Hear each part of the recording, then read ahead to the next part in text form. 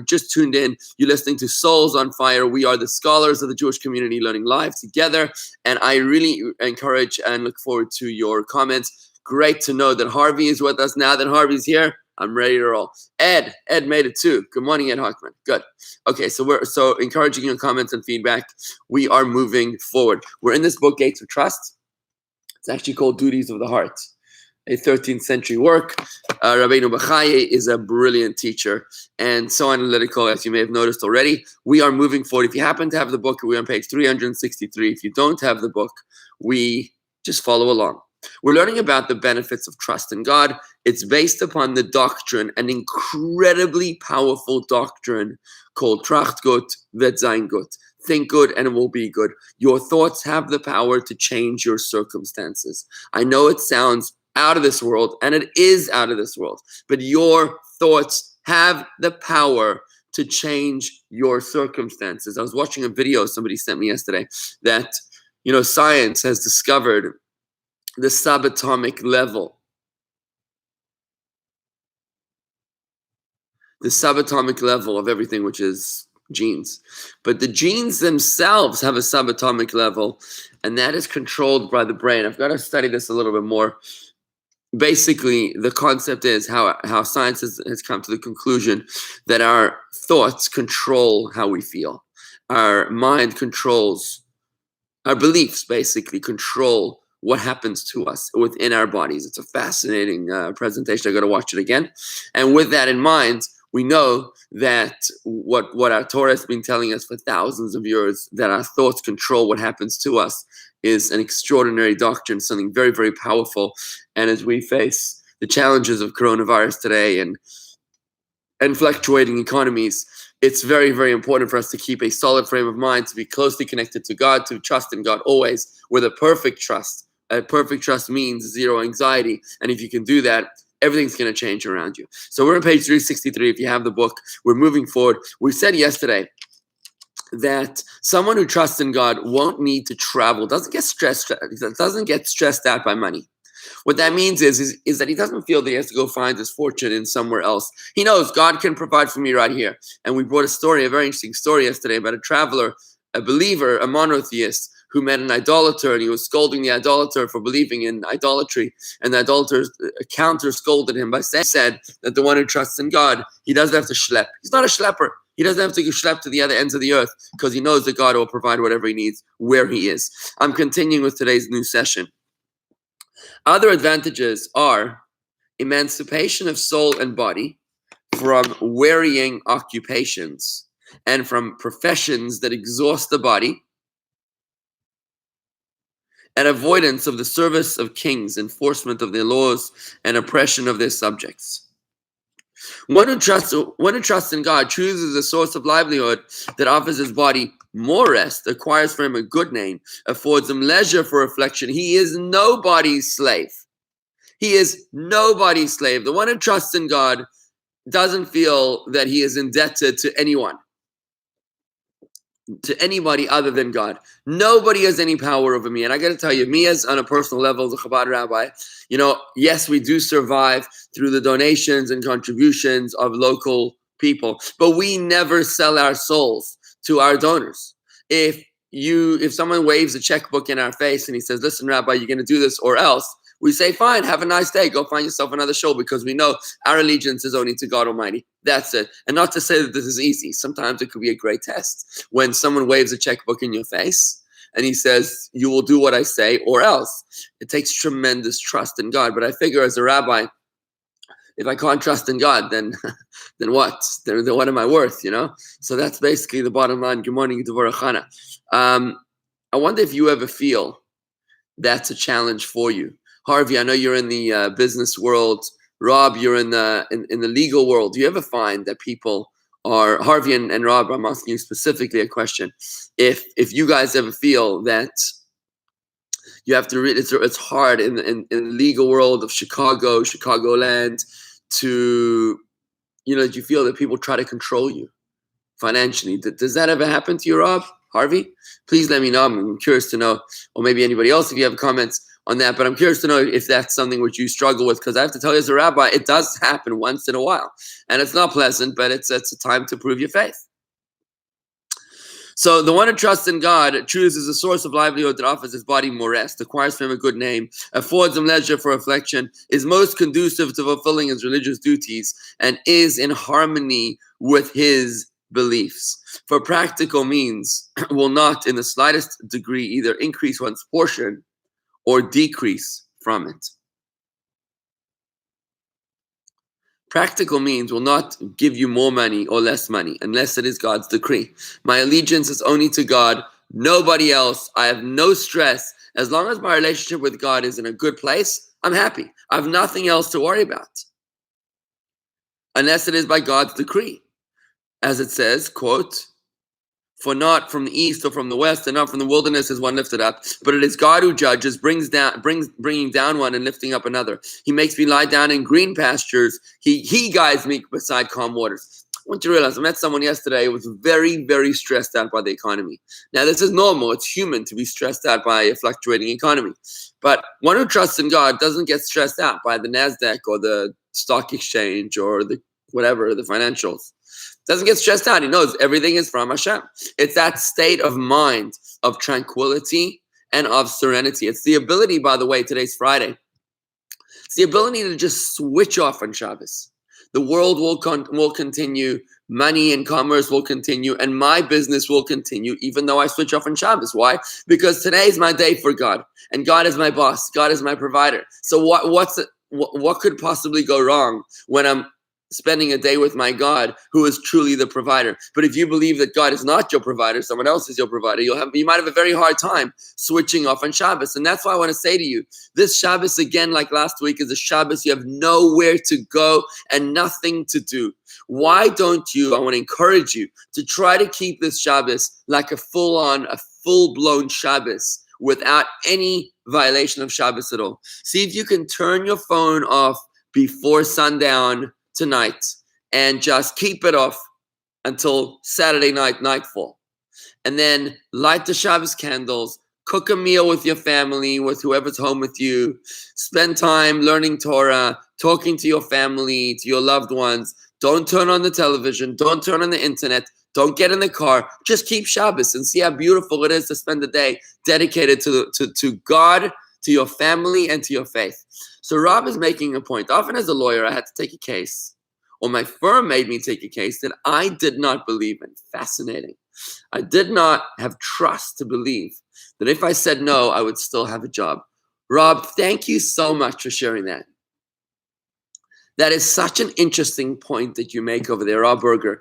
Such an interesting point that you feel that you lack then the trust to be able to say no because you felt that the firm or the client was your provider. I think I can say that I don't do anything which I'm not comfortable with, at least on a financial level. I don't know. It's an interesting question to think about. We are all human and we all struggle with this. I wonder if anybody else feels the same way. Hi, Stacy. I think you're in South Carolina. Does anybody here identify with Rob's point of feeling that you sold your soul sometimes to your business, to your client? I think we all struggle with this. But the beautiful thing about Shabbos, Rob, is that Shabbos is the great equalizer. Like, you can't take this Shabbos away from me. Shabbos is sacrosanct. It is so holy. There is no way that you can schedule your meeting or your travel. I don't care how cheap the tickets are on Saturday or Friday night. It makes no difference. It's not an option. And with that, what Shabbos does is that it serves not only as a reminder to everybody else, but more importantly, it serves as a reminder to me, to myself, about who I am and where my allegiances are. And I think it's so beautiful, Rob, that you're able to have the courage and the strength to be able to make this comment right here. To say where you were and where you are. Because I believe you've moved so much further from that point. And it's so beautiful to see your spiritual progress. Thank you for sharing that comment. Another benefit, I'm moving forward, 363, bottom of the page. Another benefit is the reduction of aggravation. I mean, who wouldn't want to have a reduction of aggravation? You know, we all are living in such a hyper-connected society. It used to be that you used to send a letter to someone, you were expecting a response within 3 weeks. Then came the email, and you expected a response within a day.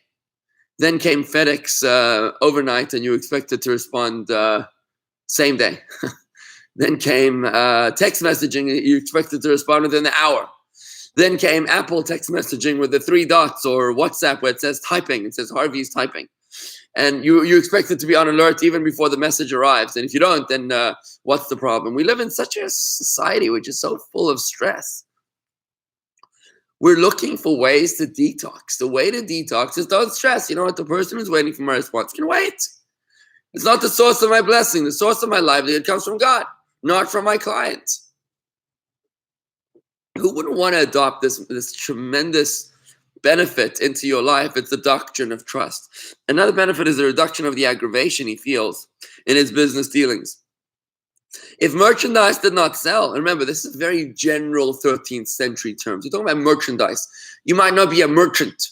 You might not be selling kitchen items, but you know what? You're selling something else. You're selling on Amazon, or you're a big lawyer in Chicago with clients, whatever. I mean, merchandise, just keep this as a very general interpretation. If merchandise does not sell, if he's unable to collect the debt, or if he falls sick, for he knows that the Creator, he's not stressed out because he knows that the Creator may be exalted, arranges his affairs, and chooses what is good, what is for his good better than he himself can. As it says, my soul waits quietly for God, and for my hope comes from him. I want you to know that many, many, many of these verses that we're quoting here are coming from the book of Psalms of King David. And I want you to reinterpret the book of Tehillim, the book of Psalms. We actually daven it every single morning. Ooh, I'm seeing a lot of comments coming in here. Let me just finish this point, then I'll get to the comments. I see every single morning we say the book of Psalms, Tehillim. We say a chapter relating to the day of the month. And it's interesting that King David wrote his emotions in the book of Psalms. You'll notice that King David struggled with this. This is his life story. He had a lot of stresses in his life, more than you and I, because his own father-in-law was trying to kill him. And he had more enemies than the hairs on his head. King David had a rough life. His own father thought that he was a bastard. I mean, talking about having problems. King David was it. He was the epitome, the paradigm of a person with problems. Now,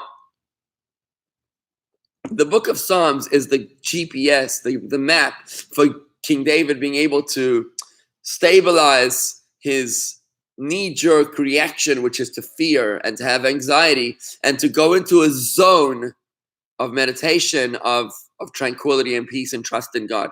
You'll notice that throughout chapter 32 of Psalms, chapter 55 of Psalms, I mean, throughout the Psalms is a tremendous affirmation of David's reaching out to his faith. He makes me walk in green pastures. He guides me beside calm waters. I mean, it's David's verbalization of his commitment to Hashem, knowing that my faith lies with Hashem, even when there's a sword right above my head.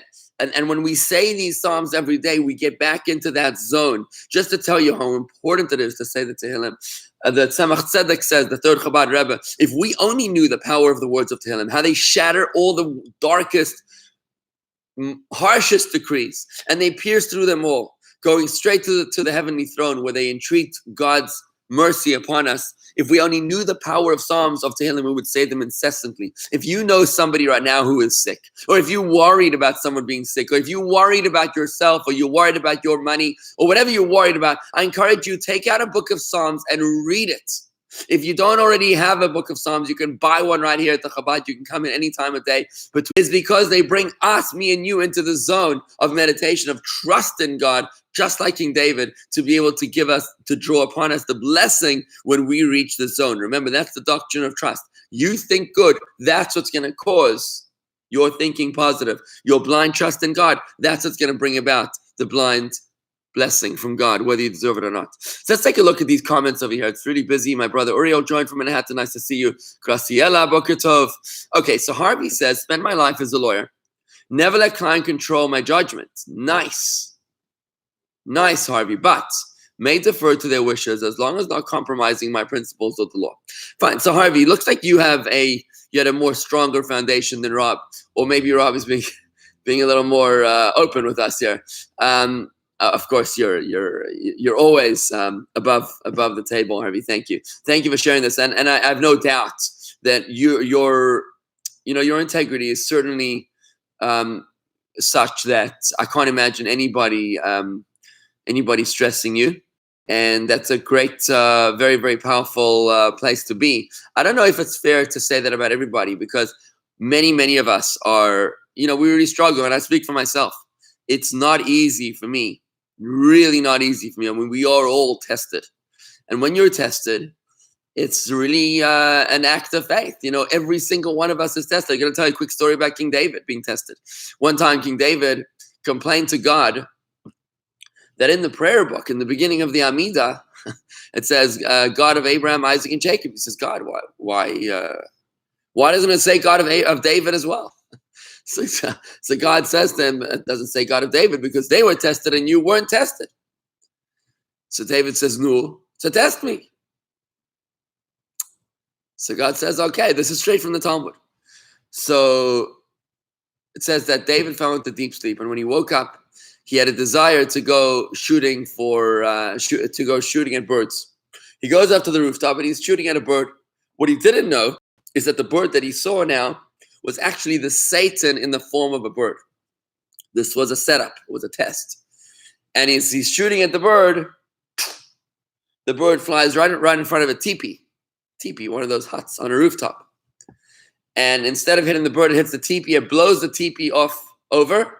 And underneath the teepee, it exposes a beautiful woman who is bathing. Who is that? You may have guessed it's Bathsheba. And David is like overcome with temptation. We know the rest of the story. He summoned her and he found out that she wasn't eligible. She was married. So he made her a widow, and he married her. But basically, God says to him, see? You wanted to be tested and you failed the test. You didn't pass the test. So that's why we don't say God of David in the beginning of that Amidah, because Abraham, Isaac, and Jacob were tested, not us. But we don't want to be tested, not even if you're King David, and King David was a very holy Jew. So I speak to myself and many of us that it's important to know that God is testing us. The very fact that you know that God is testing you is already enough to give you strength to be able to overcome and endure that testing.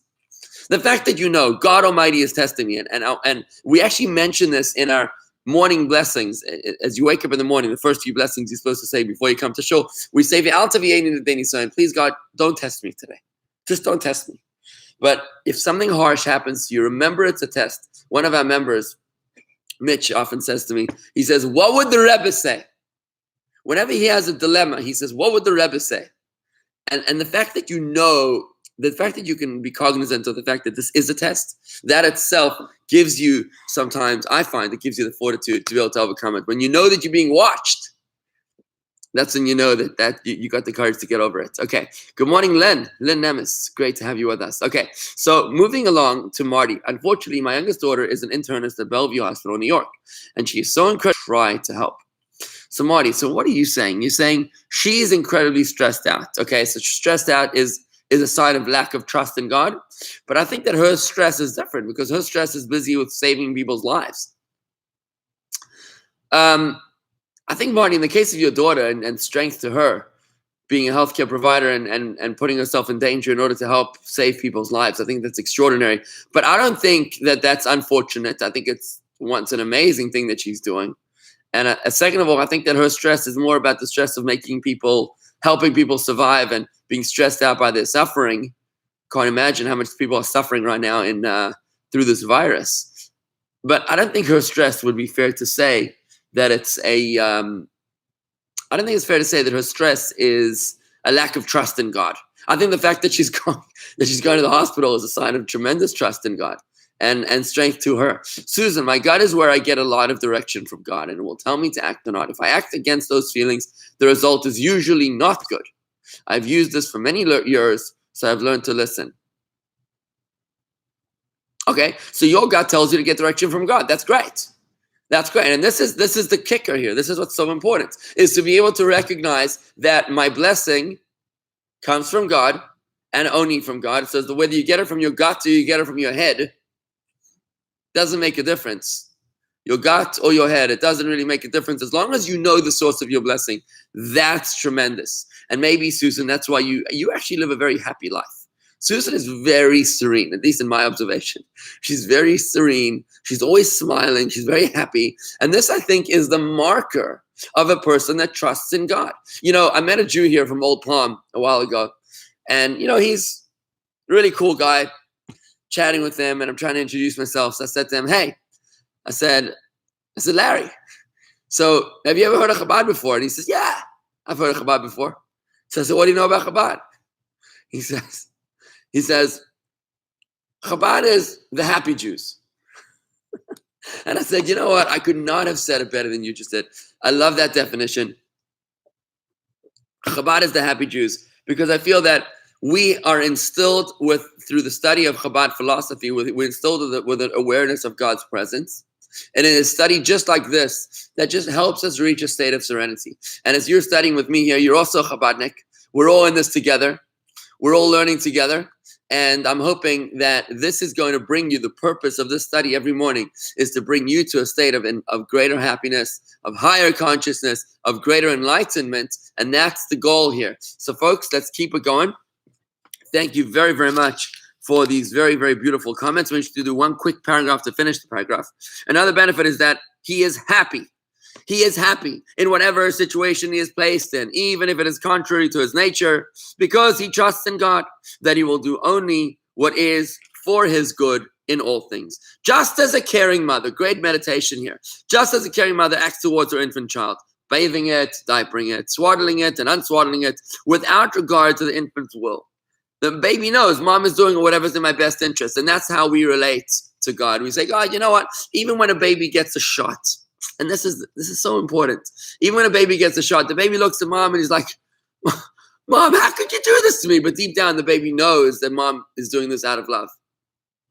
And when we get a shot, we are being swaddled by God's love. We're God's child. We're God's baby. God is protecting and nurturing us and watching over us. And sometimes, this is what we learned. We had a Farbrengen, the men's Farbrengen this week. We learned that there's no such thing no such thing as evil that comes from God. No such thing as evil that comes from God. There's only revealed good and hidden good.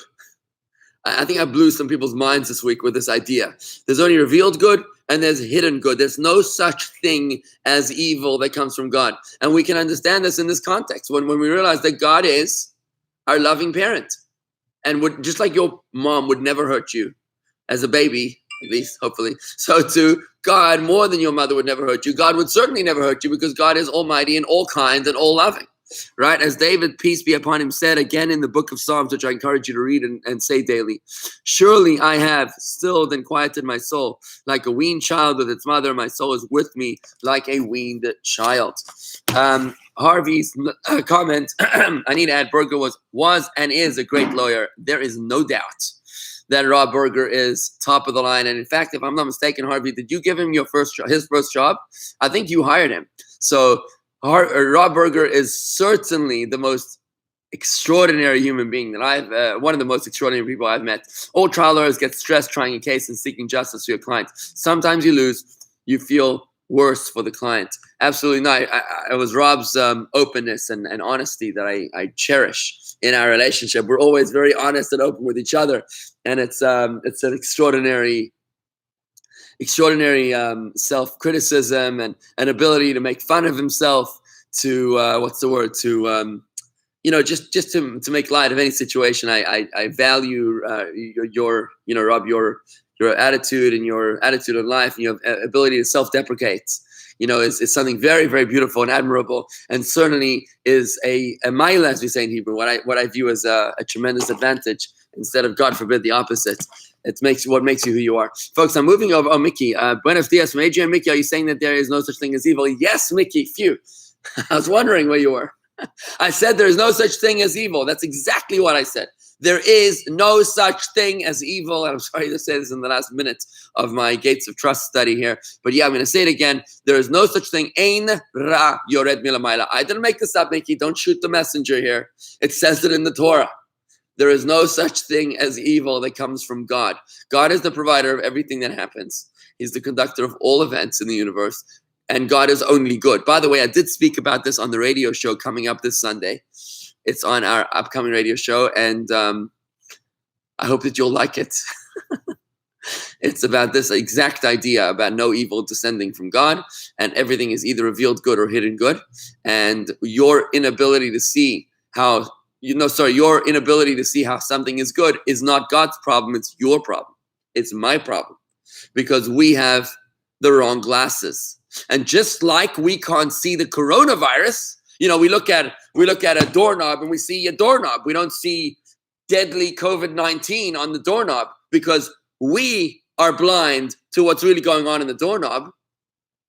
So too, just because you see something that looks evil doesn't mean that it is evil. It's your eyesight, your glasses, your vision that needs to be corrected, not God's. And that's the principle that I laid. And we will be talking about this more and more and more in our study of the Gates of Trust, the Jewish way to conquering fear and anxiety.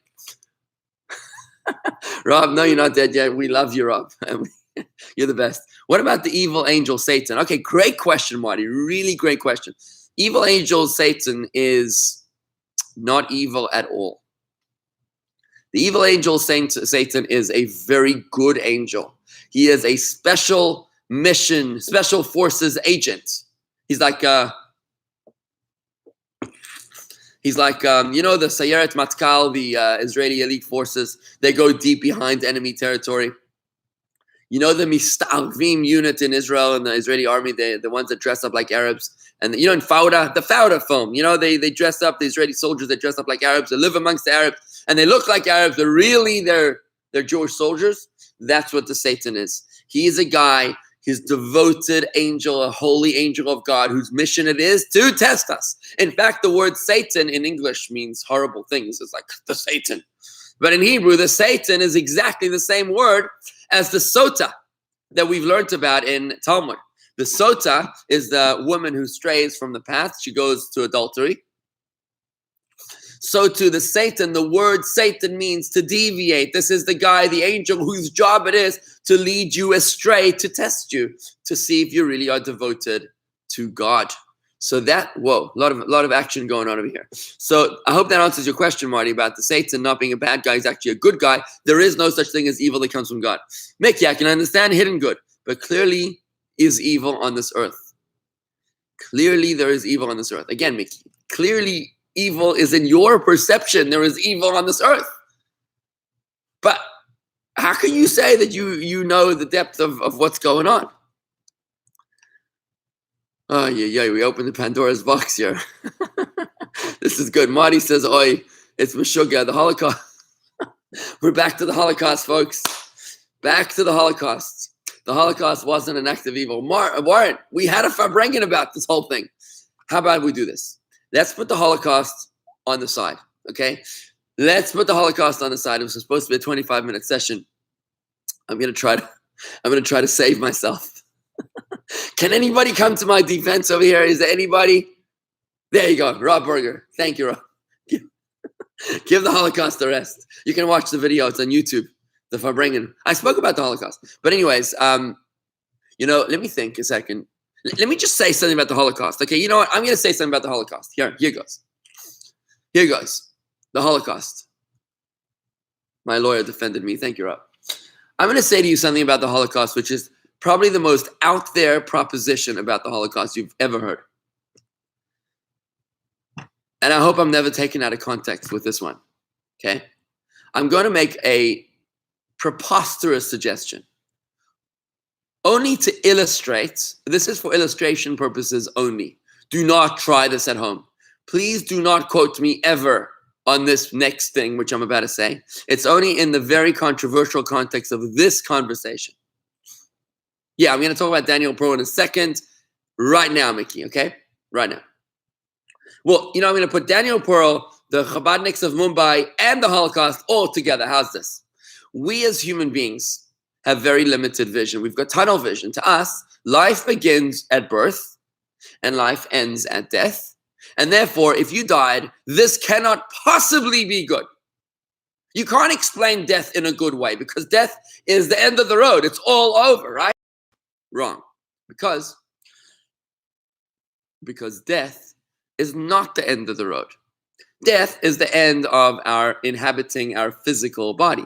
After we inhabit our physical body, we move on into a spiritual existence, which is our true existence, where we experience an eternal existence. Now, what's more important? 70 or 120 years in a physical life or eternity in a soul life? What's more important?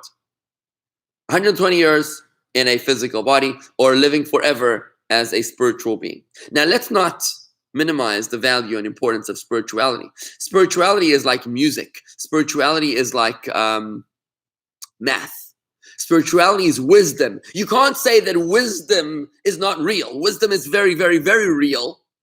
It's timeless. It's limitless. It's everywhere. So wisdom is spirituality. You can't say it doesn't exist. So if I have a soul that lives forever and I have a body that lives for 120 years, you can't tell me that my life ended when a person died, when he went to the cemetery. That's actually not a time of death. It's a time of release, when the body is no longer when the soul is no longer shackled to the body, no longer tethered to the body. It's now able to release like a hot air balloon. It's able to go wherever it wants to go. Therefore, death is not the end of the road. Death, it doesn't mean that there's no happy ending. So when it comes to a guy like Daniel Pearl, or the Chabadniks in Mumbai, or the Holocaust, could it be, let's suggest what I'm about to suggest, totally off the record, even though I'm on Facebook Live and the whole world can see this. So again, please don't quote me out of context. Could it be that maybe these people were idolaters in a previous lifetime? Let's say a totally preposterous suggestion. And they came to God and they said, God, give us an opportunity to come back to this world so that we can experience the opportunity to give up our lives for what we believe in. Allow us the opportunity to literally die for what we believe in. Could it be that a soul requested that from God in heaven? A daring suggestion. And please, again, it's totally not to try this at home. I wonder what you think about it. But please, don't say, I'm not saying that all these people that died for God were idolaters. I'm not saying that they were evil or deserving or anything. I think the transmission must have frozen. Whew. Yeah, it looks like our video stopped. Ouch. Are the people on YouTube able to see us? Brandon, are you still there? Can you see us on YouTube? Because it looks like we're rapidly declining in Facebook, either because what I'm saying is terribly controversial or because the internet connection is down. Let's see the comments. Mickey, Tali Ruch joined, Brandon joined, Marty. Why do we say life is a journey and death a destination? I have no idea who says that. No idea. Death is not a destination, it's a journey.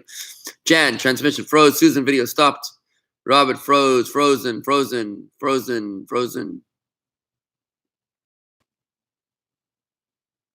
Are you back with me, folks? YouTube is up, okay? Must be something the rabbi said. Oy vey. Okay, anybody here on YouTube? I'm going to tell you where to move to YouTube. Let's give you let's give you the link on YouTube.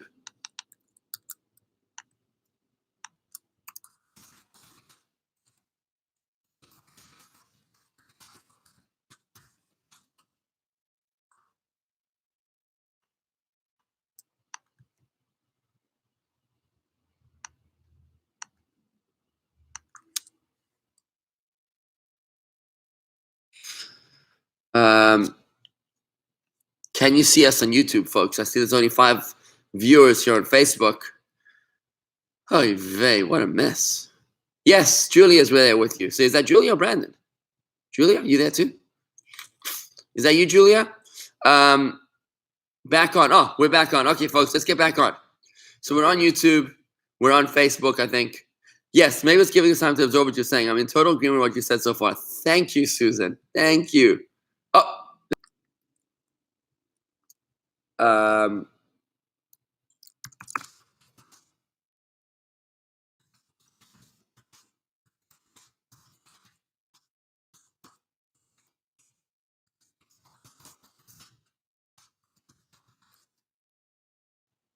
Andy's on.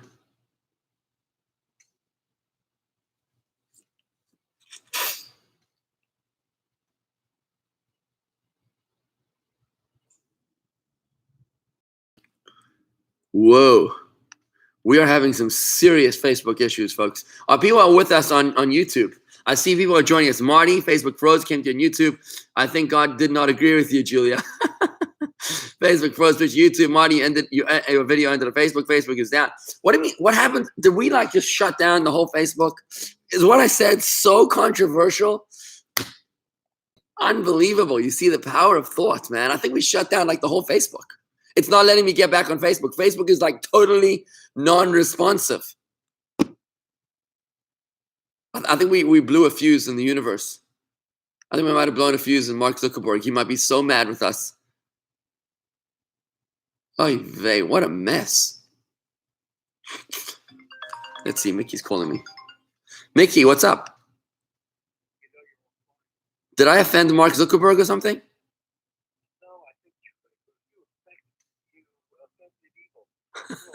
Okay, we're on YouTube, Mickey. Can you join us on YouTube? Yeah, I'm going to tell everybody to go to YouTube.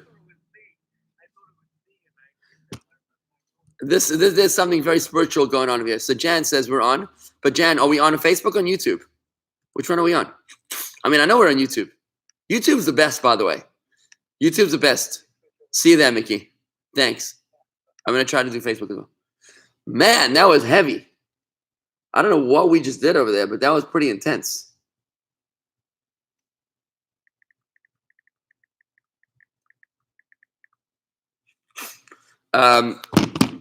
Sheesh, I don't know what's going on, but hey, we get a better carry on YouTube.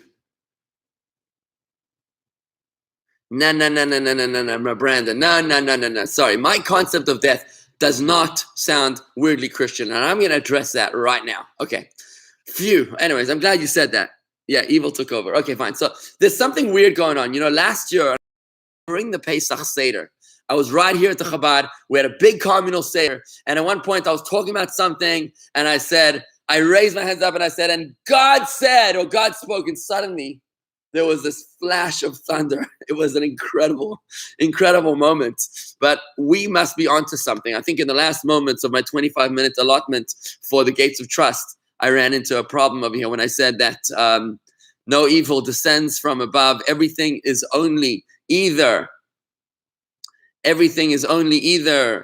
revealed goodness or hidden goodness. There is no option for hidden goodness. Folks, I see that Facebook is totally like down. I don't know if Facebook is. I think we crashed the entire Facebook, or maybe, yeah, whatever. So I'm going to try to go back live on Facebook one more time as well while we're on YouTube. One more time. I think we crashed like the whole Facebook website from this heavy conversation. So yeah, it's not even loading. It's give me 5 seconds over here. Okay, I think I'm in there. I'm getting close. I'm getting in. Okay, let's see if this loads.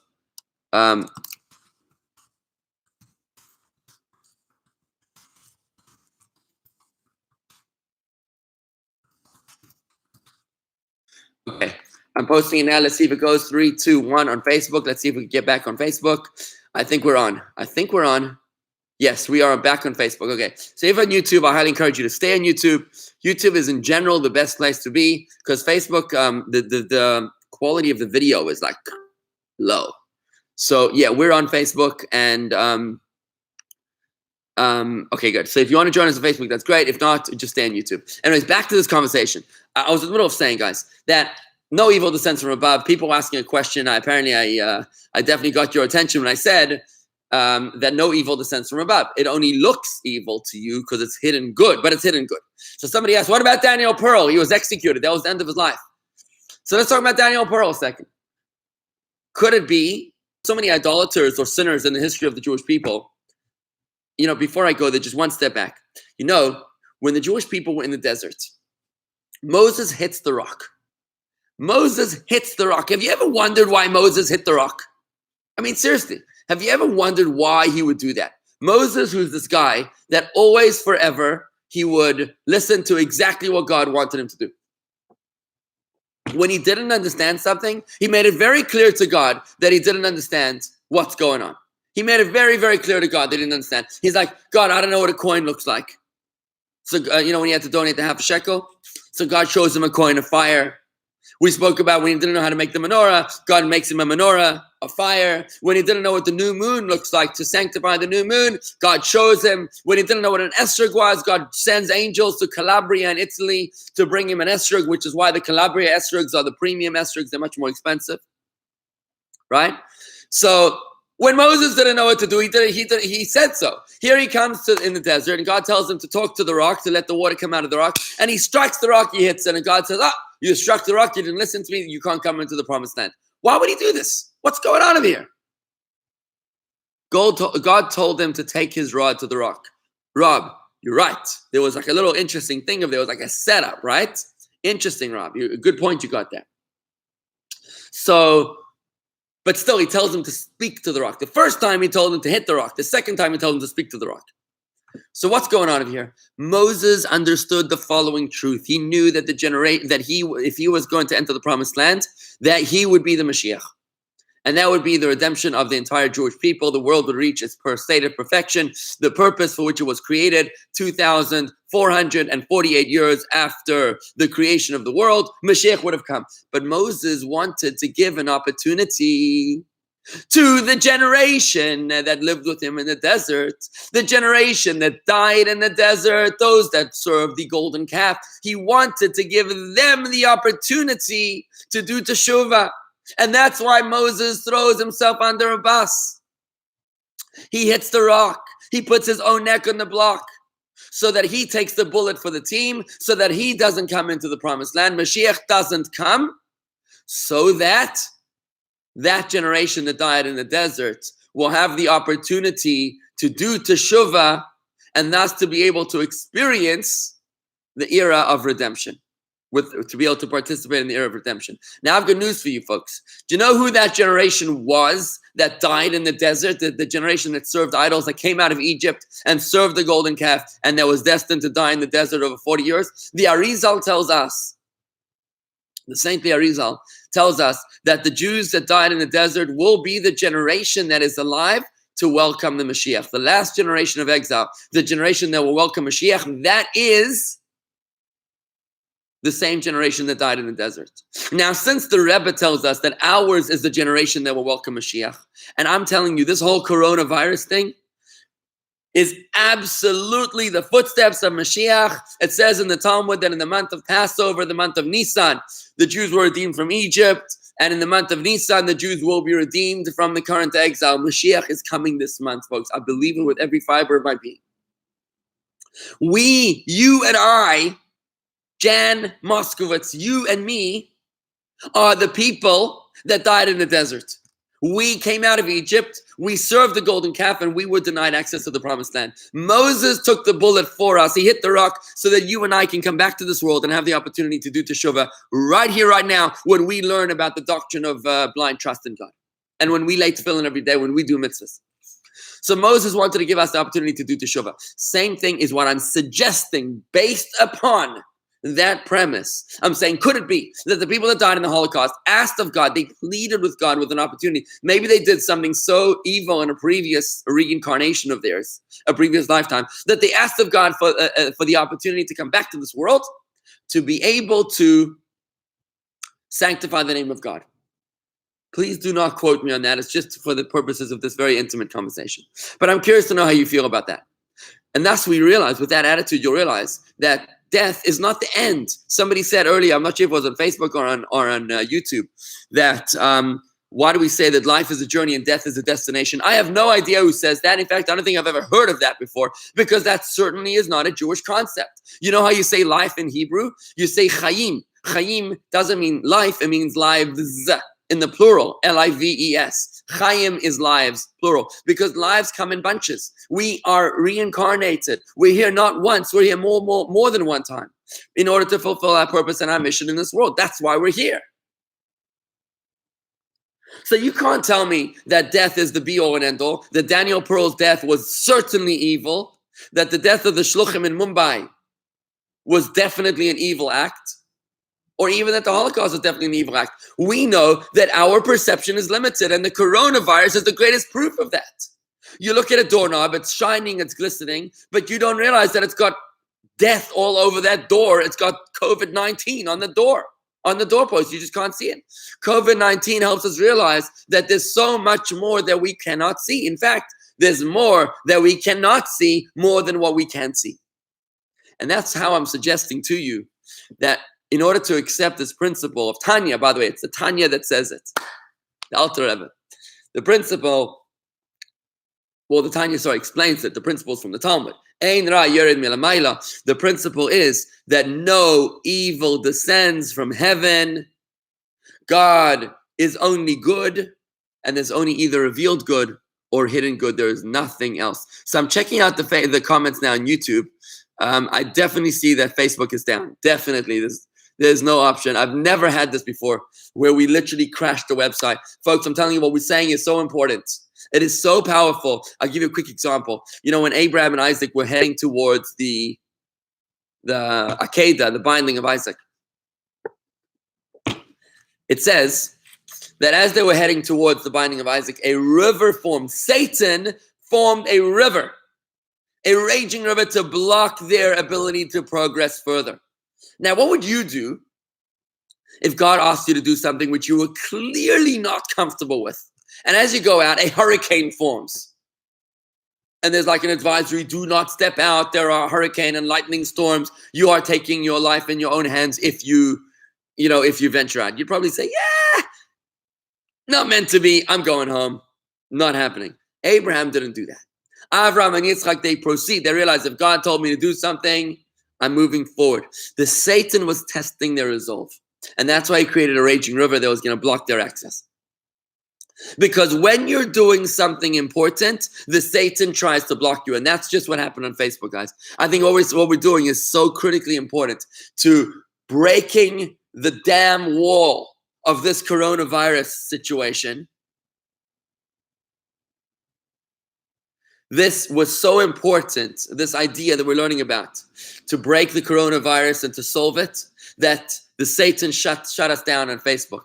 Because the Tanya says that the moment that you come and make peace with this concept, that there is no such evil, there's no such thing as evil, the moment you identify with the notion that only good comes from God and what looks like evil is actually hidden good, that realization shatters the mirage, it shatters the disguise, it unveils the masquerade, and it causes the hidden good to become revealed good.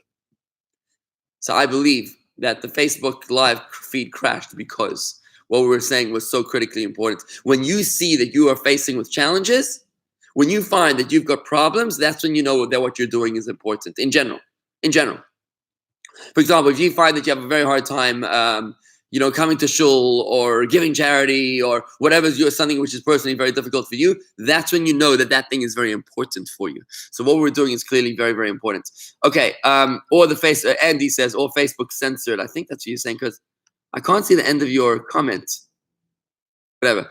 The Mashiach may be coming, but why are these comments being cut off? Okay, I got to address some of these issues because you got a lot of good comments over here. I'm just going to go in order on the YouTube comments because, again, Facebook is totally down. It's not working. I'm going back to the YouTube comments just in order. Facebook froze. Julia says, I think God did not agree with you. My point, Julia, is I think God did agree with me. It's the Satan who's testing us. Like the river that formed in front of Abraham and Isaac on the way to do the most important act of their life, which was the binding of Isaac upon the altar. Rob's on YouTube. Marty, we ended on Facebook. Facebook is down. YouTube is off. Okay. So Marty says, life is a journey and death is the destination. Why do we believe this? We do not believe this, Marty. We reject the notion that death is a destination. I don't know where that comes from. I never heard of that before. Do you know where the source is for that? I'm so curious to know where that comes from. I have no idea. But it's definitely nothing which I believe. Jan says, we're back on YouTube. The concept of death sounds weirdly Christian. Now, Brandon, I want to address your point about the concept of death sounding weirdly Christian. You have to remember about anything which comes from Christianity is one of two things. Remember, Christianity is a very recent religion. It's only 2,000 years old. It's like a little baby compared to Judaism, and it's 4,500 years old since Abraham. So anything in Christianity is either coming from Judaism or something that they made up. So with that in mind, if you're going to tell me that a concept sounds weirdly Christian, what you mean to say is that concept has been marketed well by the Christians, when really it's a concept that they took from us. And I hope that makes sense to you. I hope you can relate to what I'm saying. We are the mothership. When a delegation of Jews came to the Pope about 10 years ago, one of the Jews here from Old Palm was in that delegation. I think it was the Pope Paul, JP. I think that one. He said to them, "Good evening, my elder brothers." That's how he greeted the delegation of Jews, 50 Jews, I think, that came to visit him. He said, "Good evening, my elder brothers." Christianity comes from Judaism. So you can't tell me that the concept sounds weirdly Christian. No, it means that they're better at marketing it, maybe. You can't. Someone said to me, "Oh, Rabbi, you can't believe in the Messiah. The Christians believe in the Messiah." I'm like, what am I supposed to do with the fact that they believe in the Messiah also? Where do you think they got it from? They got it from us. That doesn't mean it's no longer ours. It's not an exclusive that they got on it. They got it from us, and their marketing is probably much better than ours. Anyways, I hope that answers your question, Brandon. Tell me if you agree. As Jews, we emphasize the importance of life. Absolutely.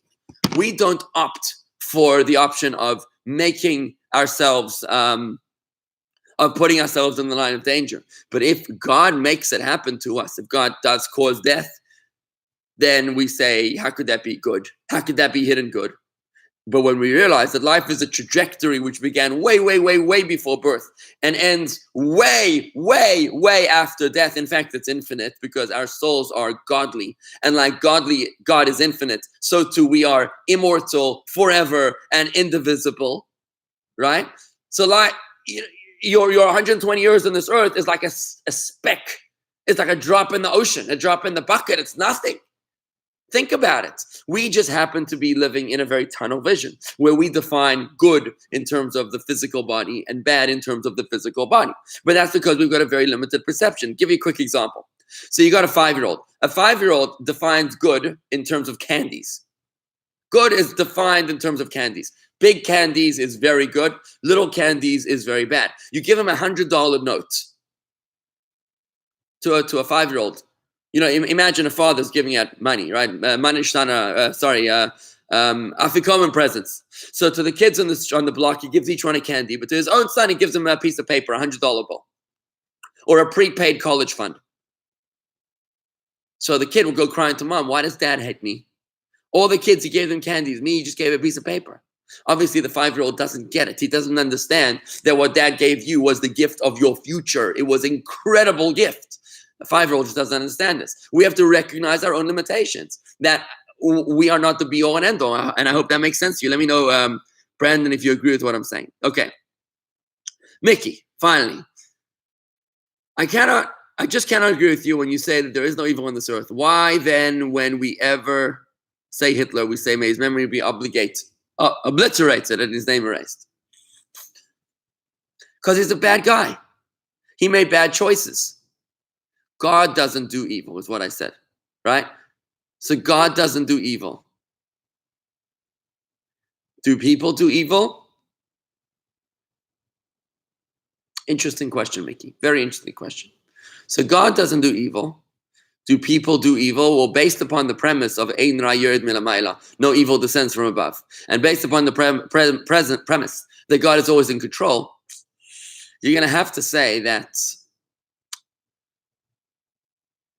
nothing that happens to us is evil. Do you remember the story of Gamzu the Tova? I said it the other day, of Nachumish Gamzu, that whatever happened to him, he said, this too is for the good. This too is for the good. And when his treasure was stolen, and when the emperor threw him in jail and he was about to kill him, he always said, this too is for the good, and it turned out for the good. I don't want to say the whole story again, but basically the premise of Gamzu the Tova, this too is for the good, is a game-changing premise. The premise, I accept, Mickey, that you can't understand that. I accept that you cannot understand it, but what I'm asking you to do is lech lecha. Lech lecha means go out of yourself. Get out of your box. Get out of your comfort zones. That's what God tells Abraham the first time he meets him. He says, I want you to get out of the world that you were raised, get out of your education, get out of your pigeonhole, get out of your box, and I want to reinvent our relationship. That's what God says to Abraham. Mickey, I'm saying the same thing to you. I know that intellectually you're struggling with this concept. I know that, and I validate your struggle. But I am asking you to reinvent yourself. Harvey, are you here? I'm wondering what you think about this. You've got a very, very insightful perception on these things. I'm very curious to know, Harvey, if you're here, if you can share your thoughts on this as well. But Mickey, I encourage you to try to broaden your horizons and try to allow yourself, that's the key here, to allow yourself to open your horizons to the almighty power of God. Because for you to believe in God, and for you to believe that God is almighty, which I'm sure you do, and for you to believe that Almighty God is unconditionally kind, which I know you do, if you put those three together, God is always in control, God is almighty, God is almighty and kind, unlimited kindness.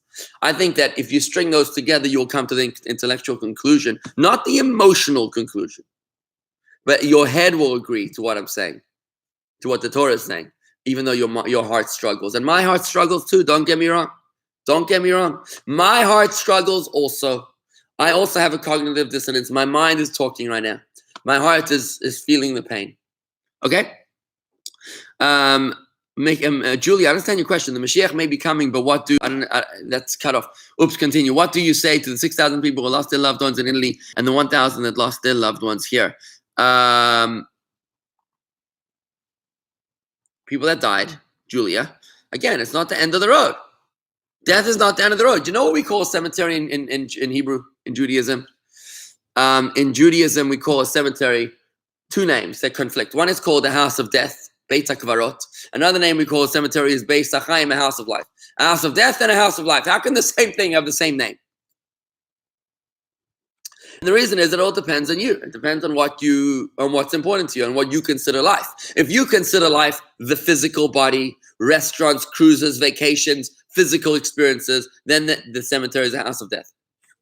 But if you consider if you consider life about the soul, the neshama, about wisdom and music and love and emotions and experiences and, just spirituality, divinity, if that's what life is to you, then the cemetery is not a house of death. It's a house of life, actually, because now the body is deposited in the ground and the soul is free to soar wherever it wishes.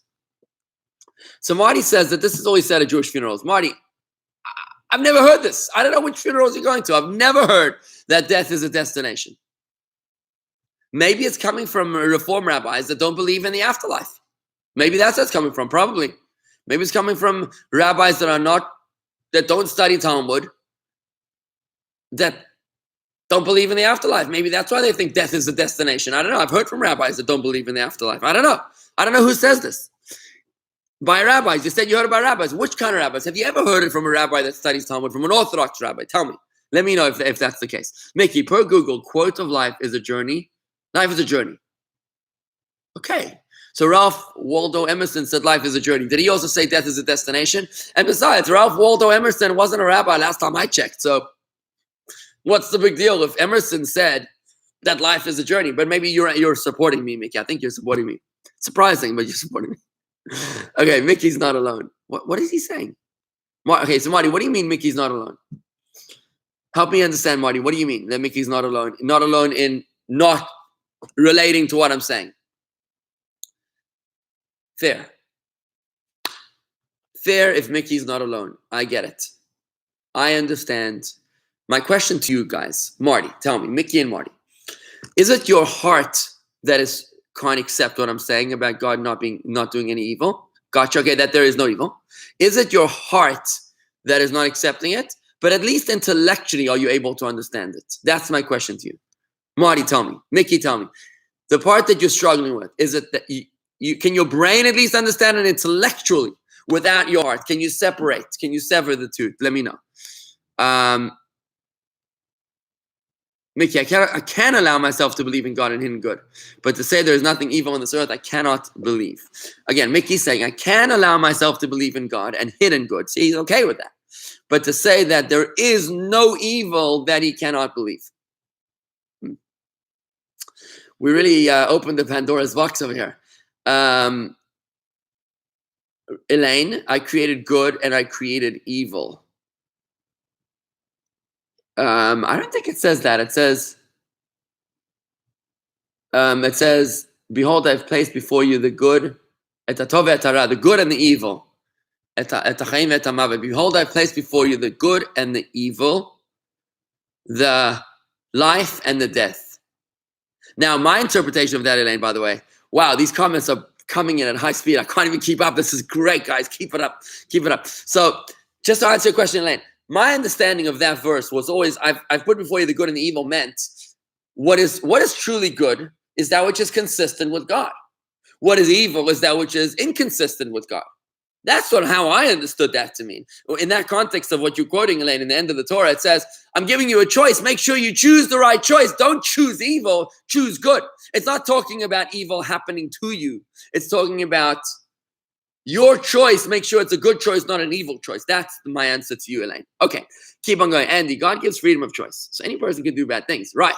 So there is bad done by people when they choose to do so. So Andy's saying that the evil, and I think this is a happy medium that you guys would agree with. I'm not sure if I would agree with, but it's interesting what Andy's saying. He's saying that maybe God doesn't do evil. I think this is what you're saying, Andy. Correct me if I'm wrong. Maybe God doesn't do evil, and you might be okay with that. But people do evil. People do evil. And I'm okay with that. The problem is, why does God not intervene? Or how does God allow it to happen? Okay, Marty's saying clearly it's hard to accept no evil, even intellectually. Andy, you agree with what I'm saying? Good, fine. So basically, what we're saying here is that, I'm just trying to reframe this a second. Just a quick second, I want to reframe this. You're basically saying this, that we all are in agreement. I think even Mickey might agree. I think Mickey does agree. Mickey, tell me if you do agree that God does no evil. And I think you would agree with me, Mickey, that when you say that there is evil, it's that humans do evil, like Amalek or Hitler or Hamas or whatever. Those guys do evil. Do you agree with that point? Is that what you're saying? Would you agree with that? Julia, human beings were given free choice, therefore it's possible that they turned away from good.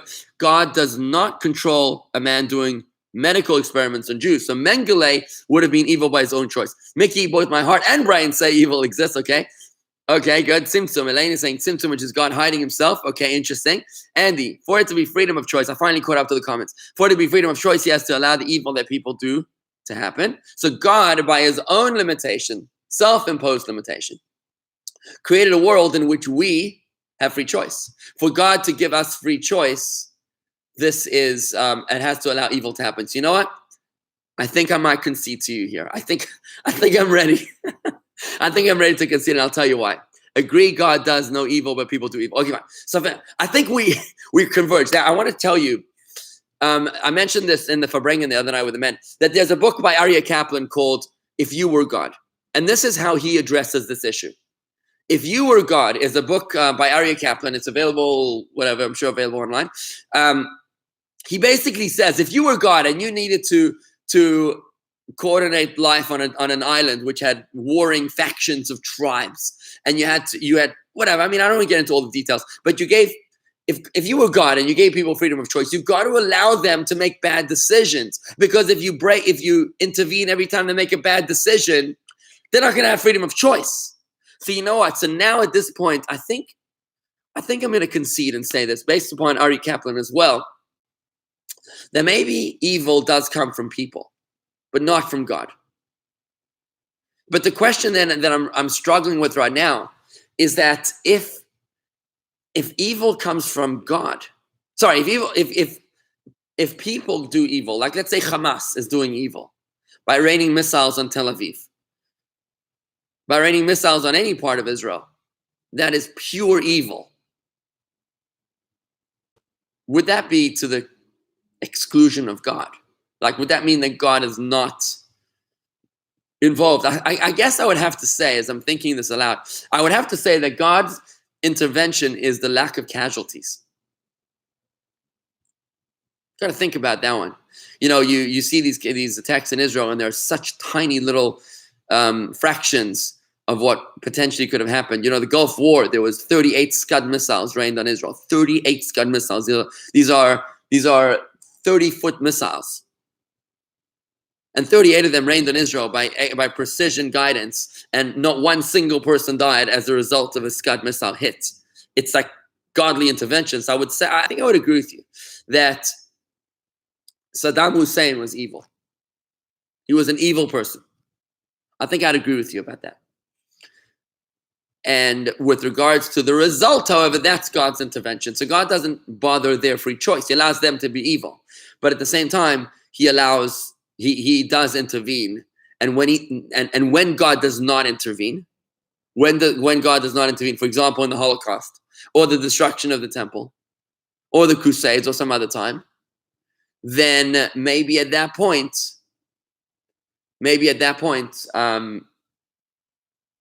it would be a case of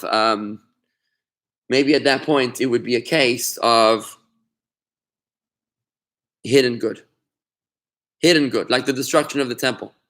When God chose not to intervene, that was God's lack of intervention. That's God's hidden good. Maybe that's what it is. Anyways, lots to think about over here, guys. Are you okay with that last explanation of mine? Let me know if you are okay with that way that I explained it. Any comments here? Mickey, are you okay with the way I explained it? Andy, what do you say with the way I just explained it? And Jan, you too. So God would allow evil people to exist because he gives us freedom of choice. Hidden good fits with God's long-term plan, says Andy. Fair enough. Hidden good does fit with God's long-term plan. Okay. You know what I would like to do, guys, if you don't mind? Would you mind if I pulled out a book of Tanya and I just read you this chapter quickly? Give me a moment. I'm going to pull up the Tanya, that chapter. I'm going to read it to you right now. Just don't go away.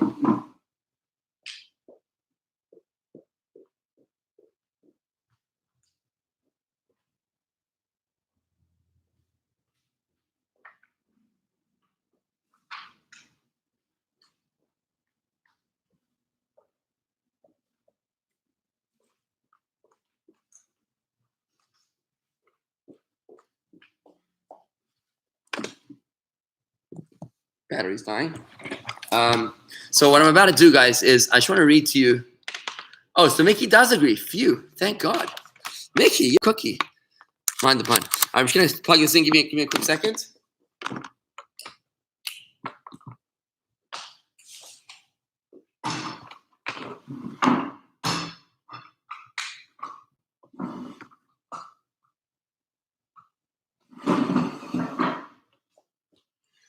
Okay. So, let's see comments over here. Elena, the cha-cha, perfect example of your thesis. What? I don't understand what you said, Elena. You got to do a spell check. Okay, so this book over here is the book of Tanya. It's volume 4. And basically, I'm just going to take a few minutes to try to wrap this up here. It's by studying this chapter that we'll be able to really get a proper perspective from the Alter Rebbe about this concept. I'm just going to read it to you and give you what to think about. It's not going to take me very long, just a few minutes. I'm going to read the chapter. This, like most of the components, this pastoral letter was addressed to Lura. In this letter, the Alter Rebbe demands spiritual service of a caliber so seemingly formidable as to be attainable only by a chosen few. For in it, he calls upon the reader not to desire physical things, even those things that are essential for his well-being and utilized in his service of God. Even such essentials, says the Alter Rebbe, should not be desired for their physicality, but for their spirituality, for the spark of godliness found within them.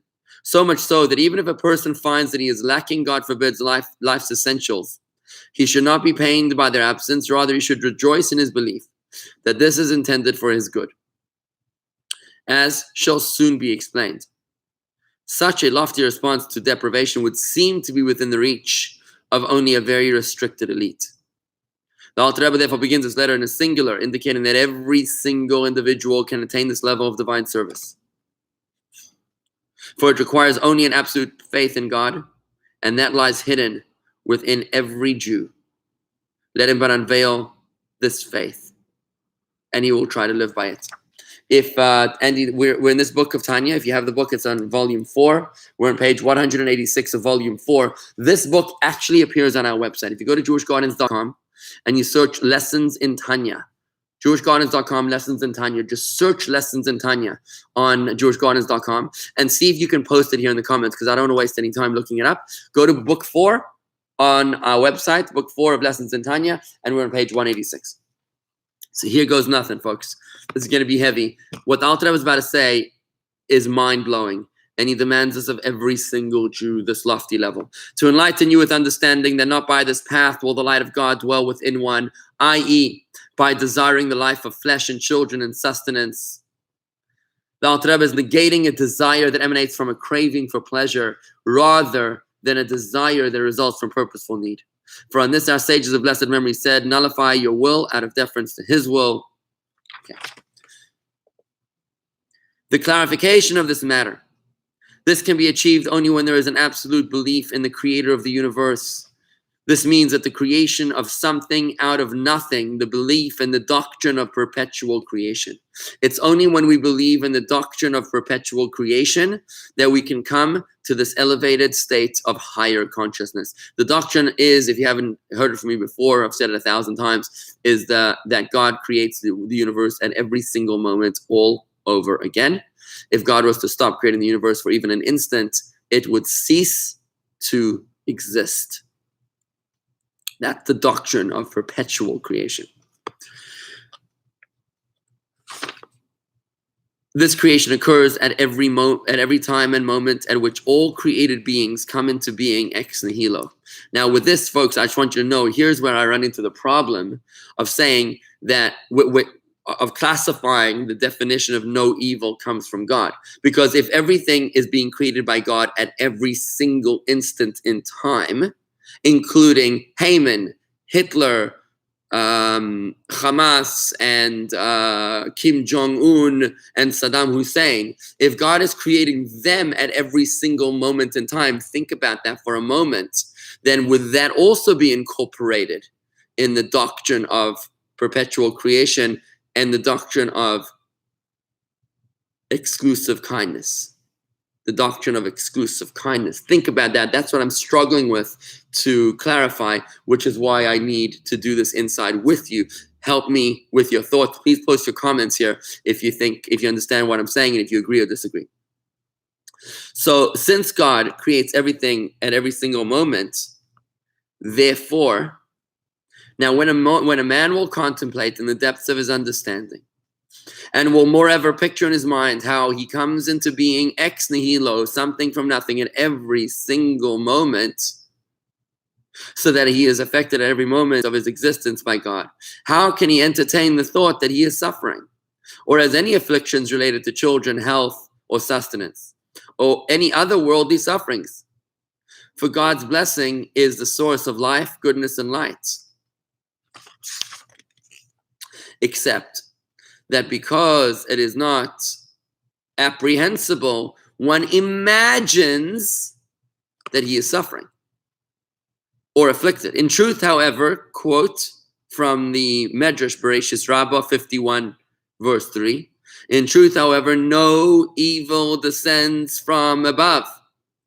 And adds the Alter Rebbe, everything is good. Every single thing is good, though it is not apprehended as such because of its immense and abundant goodness.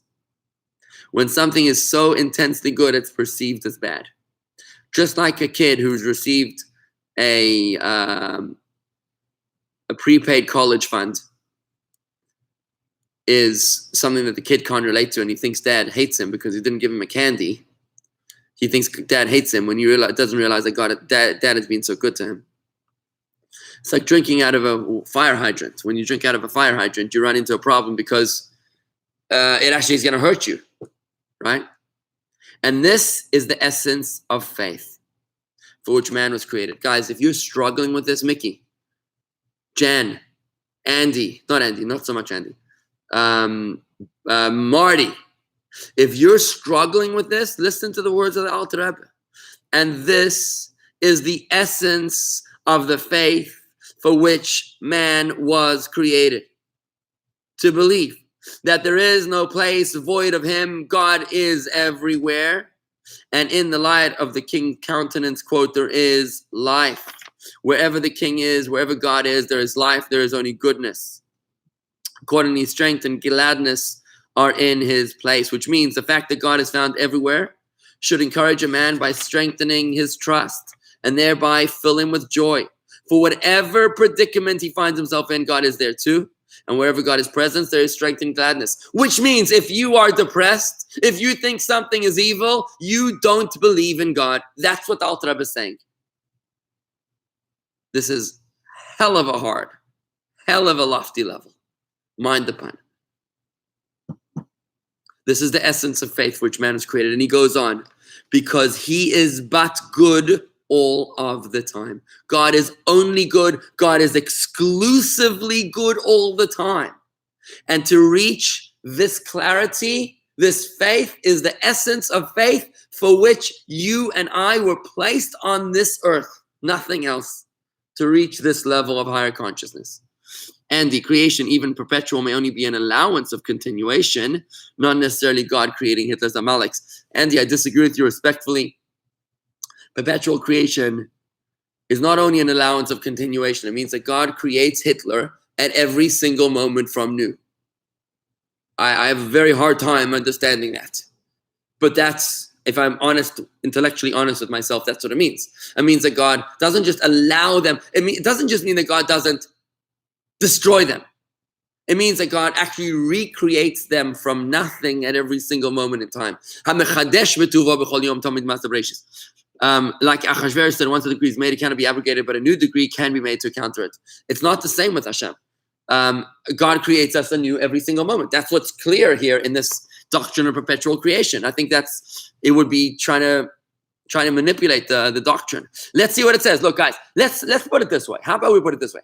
We're not going to solve this in one day, but at least we're going to have the tools to think about it. How's that? And again, can anybody go to our website, please, and post the link of this page? In fact, I'm going to try to do it myself. I want to see if I'm sure I can find it in no time. While I'm talking, I'm searching it on the website. I wanted to say this to you guys, that what we're talking about right now means that you're going to get the tools. You're not going to say, aha, Rabbi Vigler told me something and changed my whole perception of reality. That's not going to happen right now.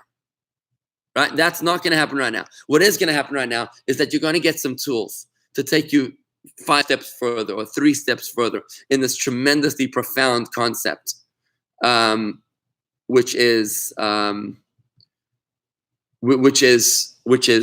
faith. Okay, so I'm just pulling up the document right now. I'm going to post you a link so you'll be able to see it for yourself. It's episode 11. Here it is. Perfect. Got it. Okay, I'm going to post this link right now so you'll be able to read through this in your own time, to be able to allow this notion to percolate in your mind. Here is the link to the Tanya we are learning right now. Good. I posted it. Good. Brandon, if you created something different each moment, it would be as though you made a mistake previously. Okay, so there's a lot to think about here. We really have to identify, to meditate upon this whole concept. But basically, the notion so far is that we still have to allow free will to exist. So it's really tricky allowing free will to exist together with the doctrine of perpetual creation. And that's where Andy's struggling. So let's keep on moving here just to get the tools to finish it up. The tool is like this. Well, you say, Brandon, Hashem cannot make a mistake, but he does give us the freedom of choice.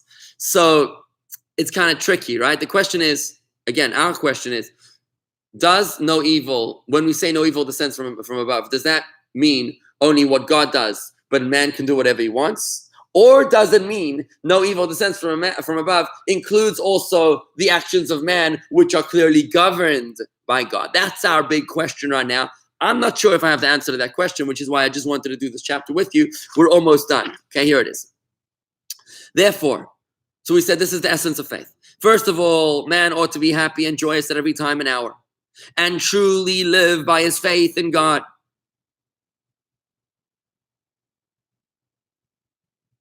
whom animates him and acts kindly towards him at every moment. God is acting kindly to you at every single moment in time. But he who is grieved and laments demonstrates that he is undergoing some hardship and suffering and lacks some goodness. If you're complaining, it means that you're lacking goodness. He is, heaven forbid, says the Alter Rebbe, like a heretic who denied God's omnipresence. For if he would truly believe, he would realize that in the light of the king's countenance there is life and strength and joy in his place, so that he indeed lacks nothing. This is why the sages of truth, the Kabbalists, strongly rejected the trait of sadness, for it contradicts the Jew's true faith that there is no place devoid of him. The truly faithful, however, is not perturbed by any suffering whatsoever. And with respect to all mundane matters, yes and no are all the same to him in true equality. Good, bad, yes, no, makes no difference. It's all coming from God. I'm thrilled. But he to whom they are not the same demonstrates that he is one of the Erev Rav. You know what the Erev Rav is? These are the Jews, the insincere converts, the Egyptians who converted to Judaism on the way out of Egypt when they saw that the winning team was the Jewish team, so they insincerely converted to Judaism. These were the ones who caused the problems for the Jewish people in the desert, including the sin of the golden calf. So if you become sad from time to time and you believe that God is not being good to you, then you're not a true believer and you're an Erev Rav. You're an insincere Jew, says Alter Rebbe. It demonstrates that he's one of the Erev Rav who acts but for themselves. He loves himself to the extent that he removes himself from under the hand of the authority of God, and he lives the life of the Gentiles, all because of his self-love. You love yourself, you don't love God. This is why he desires the life of flesh and children and sustenance, for that is his good. Indeed, says the Alter Rebbe, it would have been better for him had he not been created. Ouch. For the main purpose of man's creation in this world is to test him. These trials and physical tribulations, folks, this test is the reason why you were created. To ascertain what is in his heart. Whether his heart will turn towards other gods, including yourself and self-love, namely the passions of the body which evolve from the other side, from the side of evil, or whether his desire of the true life which evolves from the living God, based upon the doctrine of perpetual creation and the doctrine of eternal kindness. One must believe that he really lives it, the true life, and that everything related to himself truly evolve in all their details, not from the other side, but directly from God. By God are the steps of man made firm. And while there is yet no word on my tongue, you, God, know it all. God knows the thoughts, words, and deeds of man even before he says them. Accordingly, guys, this is the kicker. I'm wrapping it up. Accordingly, everything is absolutely good, except it is not apprehended by man. When one believes this truly, and this to me is the most transformational verse in the whole Tanya. Whenever one believes this truly, everything becomes good, even on a revealed level. When you actually buy into this, that God is only good and there's no evil, there's only hidden good, then the hidden good turns into revealed good. And that's when you're saved from the Holocaust. That's when Daniel Pearl walks away from the jihadists. That's when the hidden good turns into revealed good. For by such a faith in which one believes that what manifestly seems to be evil. For by such a faith in which one believes that what manifestly seems to be evil, in fact, receives its entire vitality from the supreme good. By this faith, the imagined evil is truly absorbed and sublimated in the concealed supreme good, so that the good becomes palpably revealed to the physical eye. Folks, that is what the Tanya tells us in episode 11 in volume 4 of the Tanya. I know it is mind-blowing, and trust me, it is hard for me to reach this level too.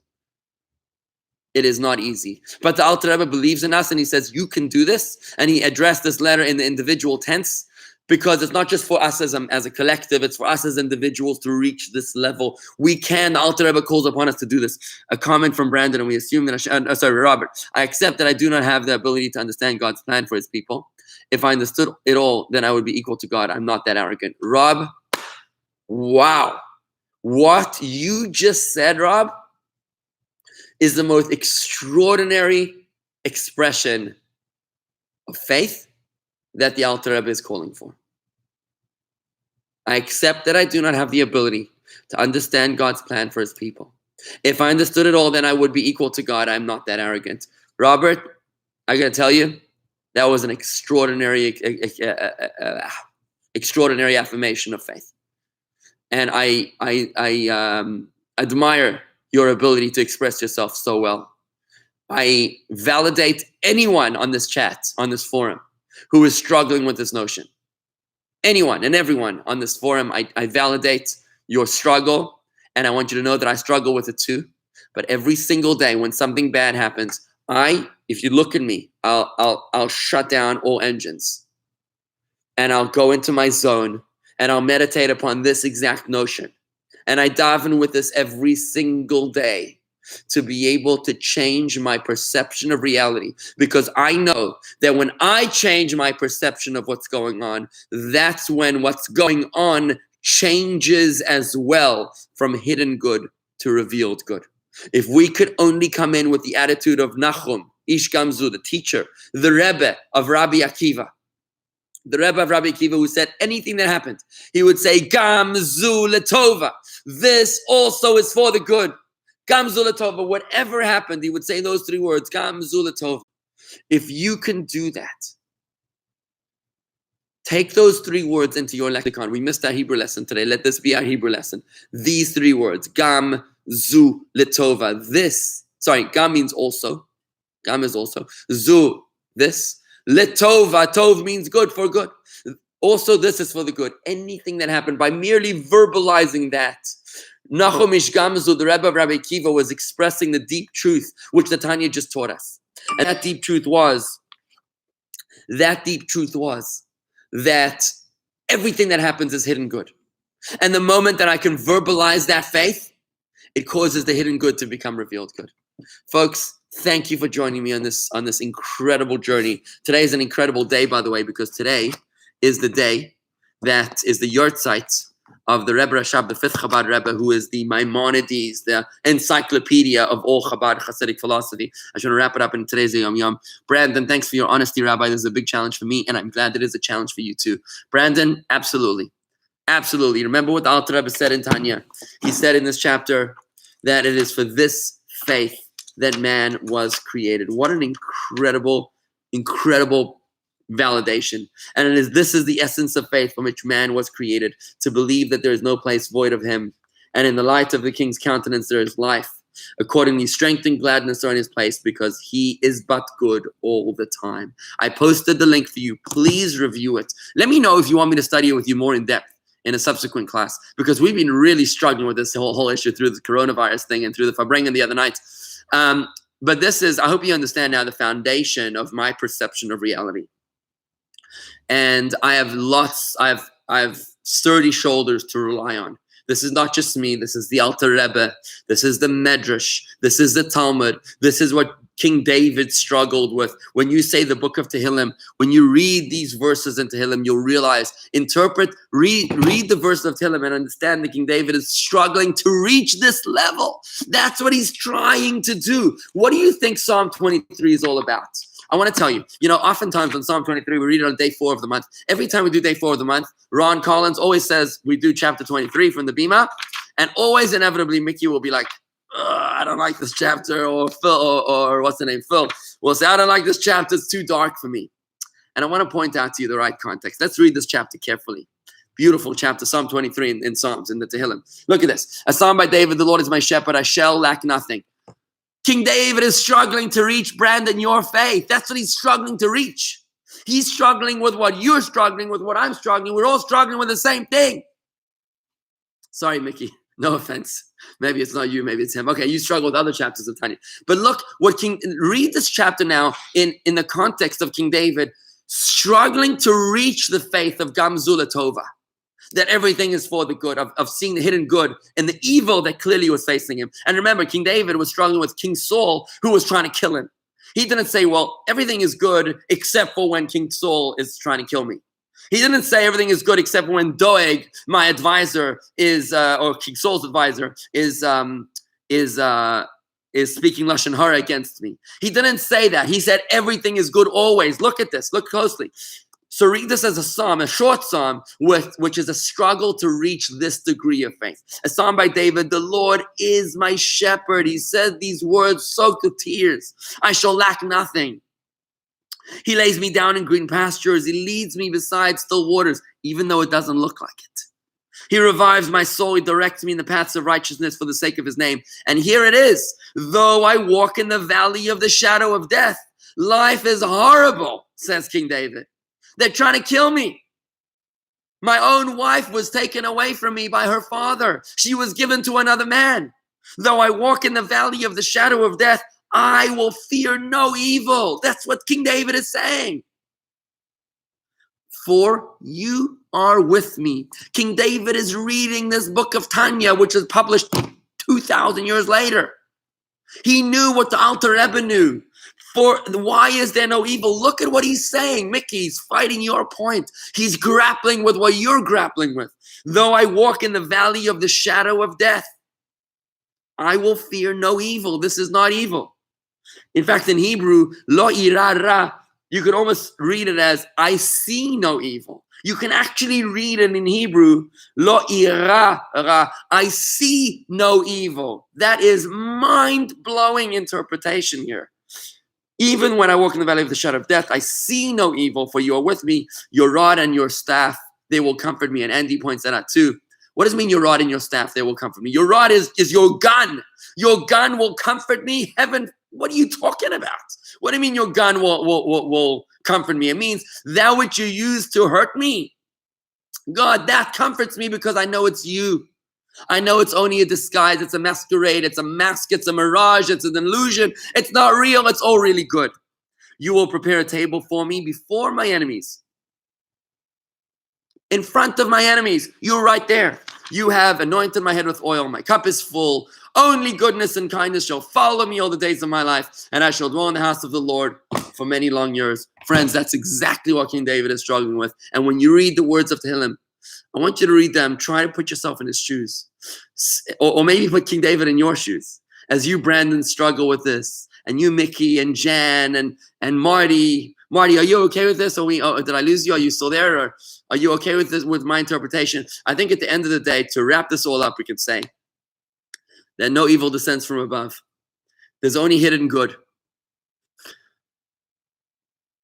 This is a very difficult concept to get comfortable with. But at least we can be comforted in the thought that it is for this realization that we were put on this earth.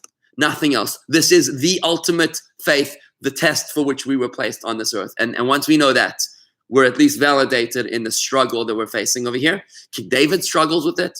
Whether that means that people can do evil or not, based upon King David, I know it's hard. I know you think I'm crazy. But King David seems to be saying that there is no evil. He's talking about his enemies. He's talking about his enemies. You know what? Maybe you could interpret this to mean that you set a table for me before my enemies. In other words, it's my enemies, but I know you're right there, so I'm not afraid. Maybe that's the happy medium here. They're evil, but God is always with me, so I'm protected. Maybe that's the happy medium, and maybe we can all agree to that specific point. I just want to finish up, folks. We didn't do a Yom Yom today. It's a very special day. It's a yard site of the Rebbe Rashab, the 5th Chabad Rebbe. He passed away in Rostov in Russia. And I just want to do a quick Yom Yom. Yard site of my father, the Rebbe Reb Shalom Ber, who passed away on Saturday night, the 2nd of Nisan, 1920. 100 years ago today in Rostov, and is interred over there in Rostov. 100 years ago today, he was the one who took Chabad Hasidic philosophy and he really made an encyclopedia out of it. I wonder if I could look up this thing, because you know what? We are so into this stuff, all of us on this virtual Torah study. I want to see if I can find what the Rebbe Rashab had to say about this particular stuff, because if I could find him expanding on this, it's going to be really beautiful stuff. I'm going to look it over Shabbos. The first discourse that Rabbi Shalom Ber, the Rabbi Rashab, delivered after the passing of his father, the Rebbe Marash, was on the second day of Chol HaMoed Sukkot in 1882, beginning Keser Yitnu Lecha. The last public discourse in his lifetime was delivered in Purim on 5680, which was 1920, beginning Reishis Goyim Amalek, Ketzam Lachoshech, the beginning of nation, the first of nations, Amalek. He will put an end to the darkness. And with this, guys, I'm going to have to wrap it up. It's almost Shabbos today. Thank you for joining me here today. It's been a real conversation. I love it. I love your engagement. I love your challenging me, and I'm grateful for your honesty. I think I would definitely say that Rob Berger's comment was the absolute crown of today's conversation. I accept that I do not have the ability to understand God's plan for his people. If I understood it all, then I would be equal to God. I'm not that arrogant. I love that comment. And coming from a lawyer who is invested in this real world, to be able to say that, I think, Rob, what you just did was to fulfill your purpose in creation. I just love how you said that. Thank you, guys. I'm going to call it a day here. Have a wonderful Shabbos, and I want to encourage you, please, to keep this Shabbos in its entirety. Keep this Shabbos. Show your faith. Strengthen and celebrate your faith like you've never done it before. Don't get in the car once. Shabbos begins today. I don't know what time. Probably 7 o'clock till 8:15 tomorrow night. 7 o'clock tonight. Before 7, turn off your cell phone. Turn off the internet. Shut the computer off. Put it in the off mode. The phone in the off mode. Lock it up somewhere. Put away the car keys and just spend time with your wife, with your husband, with your children, whoever's home. Just be together. Take a good book. Take a Torah study. Think about what we just learned. Have a cup of coffee. Meditate. Discuss it with your spouse. Think about it. Read the newspaper. Do something. Keep the Shabbos. Daven, but make Kiddush tonight. Light the candles before dark, before sundown, before 7:10, I think it is. Daven a little bit. Learn with your spouse. Learn some Torah. Meditate. Experience holiness. Experience the Shabbos. Thank you, guys. It's been a real pleasure studying with you today. We'll see you on Monday. We don't study on Sunday. I take a little break on Sunday mornings. We'll see you Monday morning. God bless you. Shabbat shalom. And we'll catch you later. If you don't forget to pick up your matzah at the shul. Ashley's here 10 to 5 every day. Pick up your matzah, and we'll see you later. Shalom.